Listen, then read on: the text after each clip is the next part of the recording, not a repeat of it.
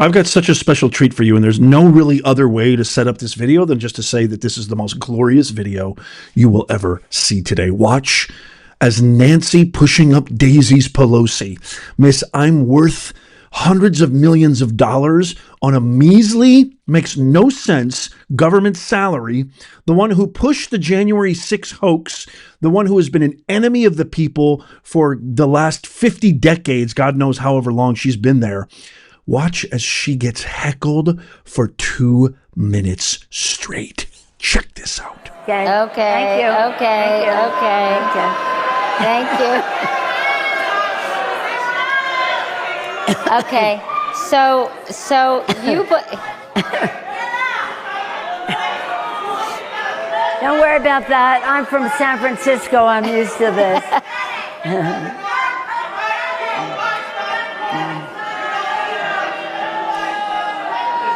We have an opportunity for the audience to ask questions, so we'll wait till the end of our conversation to do that. See, they'll get what they want because all the press will say is that we got interrupted.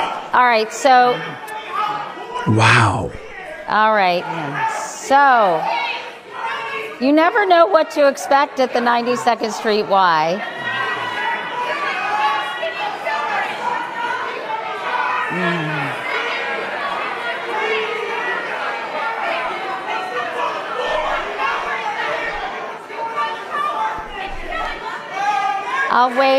I'll wait a second to continue.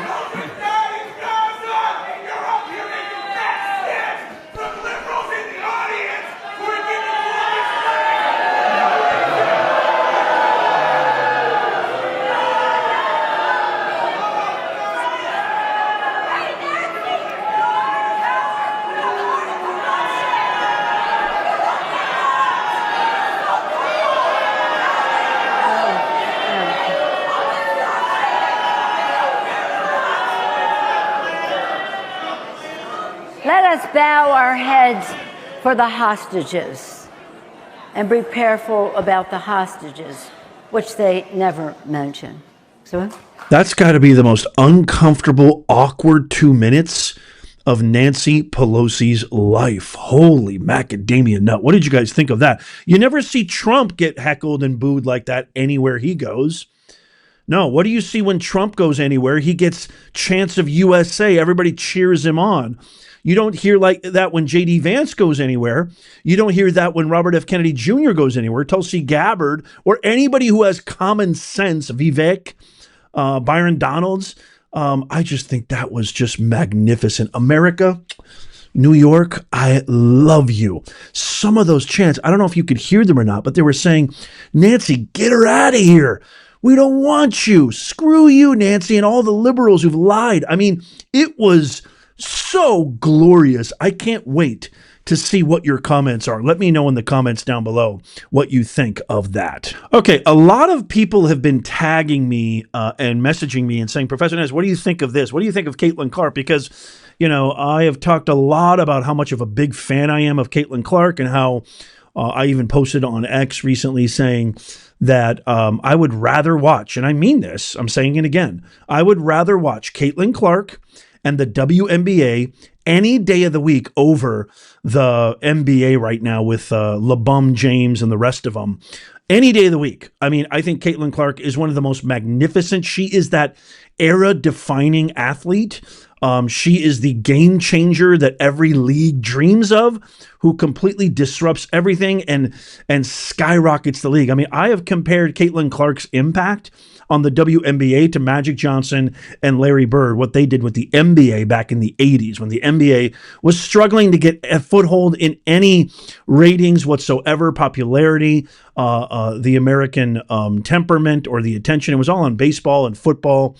And NBA was getting nothing until Magic and Larry. If you're as old as I am, you remember that vividly. A lot of people think it was Michael Jordan. Michael Jordan did phenomenal, and there's no discredit to him. But if it wasn't for Magic Johnson and Larry Bird, I don't know. I think things would have been a lot different. I think a lot of the credit goes to Magic and Larry Bird. And you guys know what I think about Magic now that he supported Kamala. I am not a fan of Magic. It breaks my heart. I have a hard time believing, I don't know if anybody knows this or can confirm this, because I grew up in Evansville, Indiana, even though I was born in Logan, Utah. I don't know if Larry Bird, what his stance is, but I have a feeling he'd be a Trumpster all the way because he loves America. But yeah, I mean, Irvin Johnson's support of Kamala broke my heart because I was a huge Magic Johnson fan prior to that.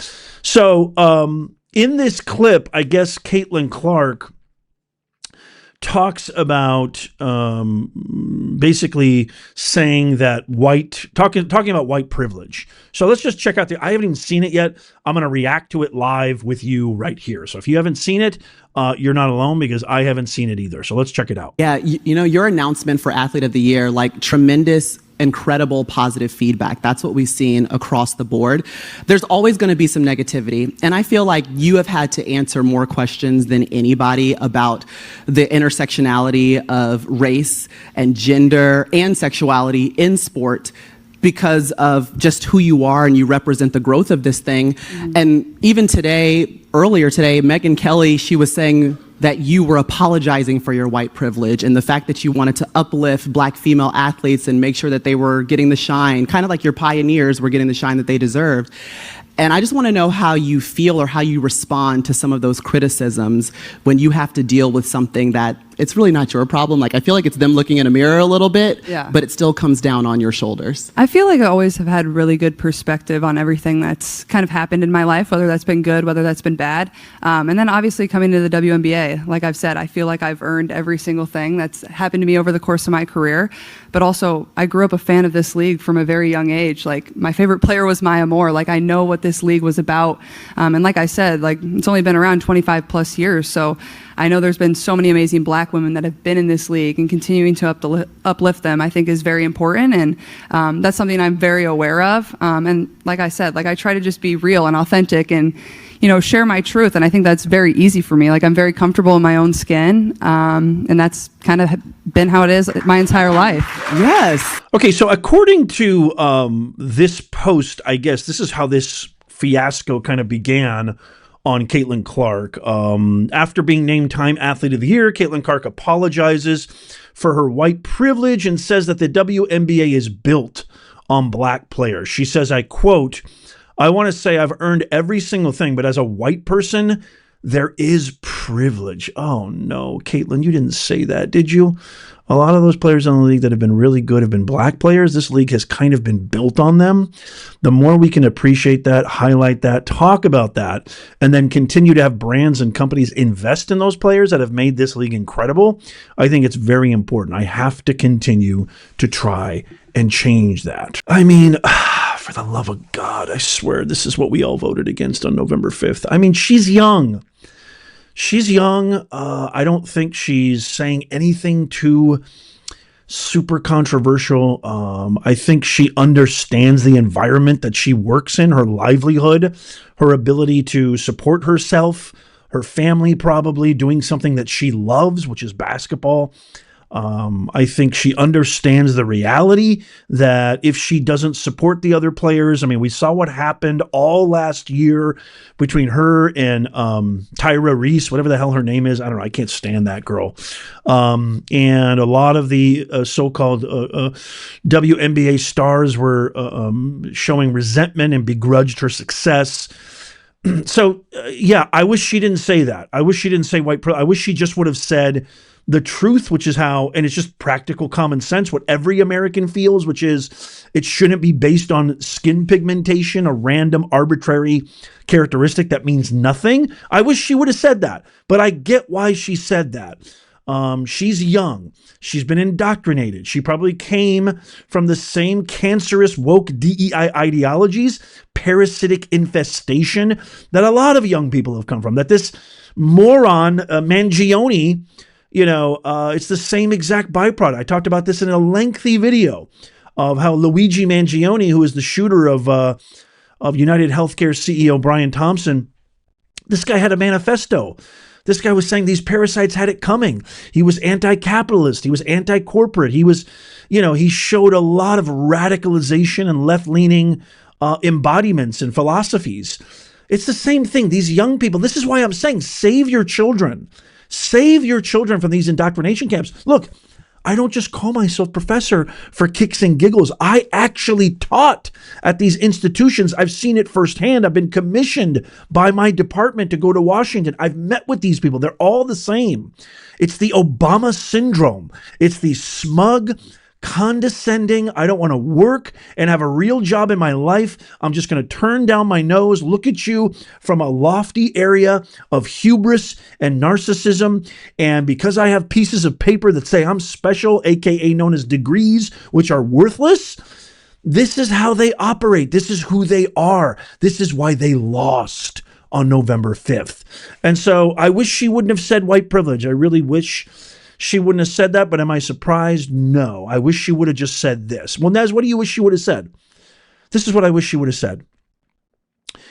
I really feel like we're making race a larger issue than we need to. I like to judge people based on merit.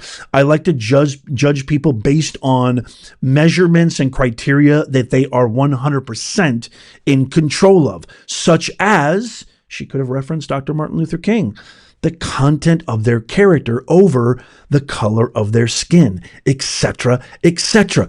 This is not complicated. This is not radical. This is not extreme. This is just practicality. It's pragmatism incarnate. I don't understand why we still have to have this discriminatory practice, DEI, which the mandate on November 5th should have squashed this and extinguished it and put it in the fire and burn it for all and be rid of it once and for all. I don't know why we have to still bring this up. I don't know why anybody would ever want a criteria for their success to be contingent upon a trait like gender, sexual orientation, race, color of your skin, ethnicity, background, etc. That has nothing to do with the most brilliant declaration by Martin Luther King, the content of your character, who you are as a human being. There's only two kinds of people in this world. There's a-holes and then there's good people. That's literally it. A-holes come in all sizes, shapes, and colors. It doesn't matter. That's not the criteria. There is no, this race, they're definitely a-holes. This gender, they're definitely a-holes. The other one's not. No. A-holes come in all shapes and sizes, colors, ethnicities, backgrounds, orientations. You're either an a-hole, a bad person, or a good person. Period.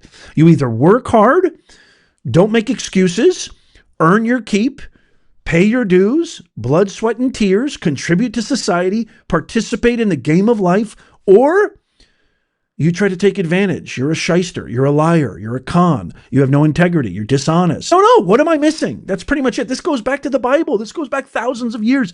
These are pretty simple things.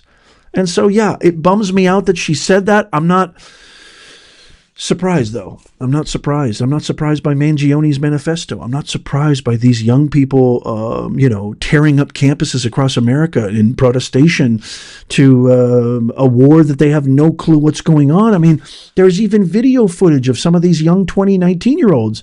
What are you protesting against? Do you even know where Gaza is? Do you know what it means from the river to the sea? Do you understand the genocide that, what even genocide means? Do you understand that there was a massive Holocaust, a genocide done against the Jewish community?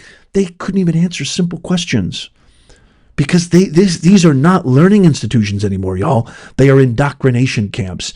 And we need to unlearn. We need to finally enlighten.